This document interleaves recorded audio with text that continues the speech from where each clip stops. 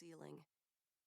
This shuttle's been poorly retrofitted to seat 9, and I got the worst seat. I, at least, have the decency to be quiet about it. Eden Laskin is complaining loudly about her accommodation 1 row up. Our parents pay $68,000 a year for Warner Prep, and you're telling me we couldn't afford a luxury bus to this stupid digital detox retreat or whatever this is? Her voice carries in the cramped van, inescapable for its target. Ms. Silva, our chaperone, sitting in the front passenger seat. For once, I don't disagree with my spoiled classmate. Warner Prep literally has an endowment, like a goddamn Ivy League college, and this senior excursion is packed to the gills with children of the mega elite. They could have at least sprung for a van made in this decade. But Eden is milking her discontent.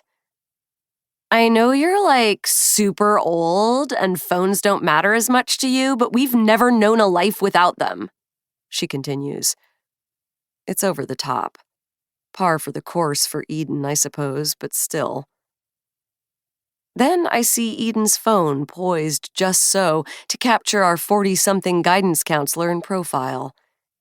Eden's camera zooms in, rendering Ms. Silva's features grotesquely blurry. Her pixelated jaw clenches at the super old comment. Now Eden's performance makes sense. Her near million Instagram followers have a front row seat to the interrogation. Eden's boyfriend, Declan DuPont, sniggers beside her. Be still his prankster heart. Better enjoy it while it lasts. Silva threatened to take our phones at the airport, but Wyatt Reamer did his best lawyer impression and talked her out of it. A détente for the long ride from the Denver airport to the middle of nowhere and up a mountain. Wyatt's next to me in the back seat, jamming his thumbs across his phone screen and letting loose the occasional expletive.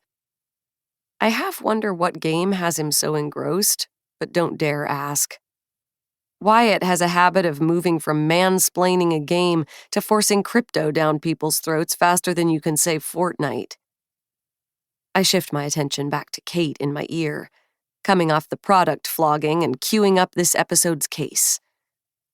Use our code MURDERGALS to save 40% off your first order, she chirps. Kate and Darby can get me through the direst of circumstances in high spirits. And flying 1,000 miles to rural Colorado for a phone-free wellness retreat certainly qualifies as dire. We careen around yet another switchback so violently I slide in my seat, hard to the right, my sling bumping against Wyatt's elbow. I wince. Shit, Piper, you made me miss my target, he hisses at me. But before I can even attempt an apology, not that I owe him one, he's glued back to his mobile game. The seatbelt wrenches hard into my shoulder. With the burn of pain comes a spike of fear. Last thing I need is another injury. My elbow throbs a reminder. Ahead of me, Camille Sutter, Declan, and Eden whoop with delight, arms thrown over their heads like we're on a roller coaster. And in the front row, Delaney Moss and Liam Parker Yang use the rocky road as an excuse to cuddle.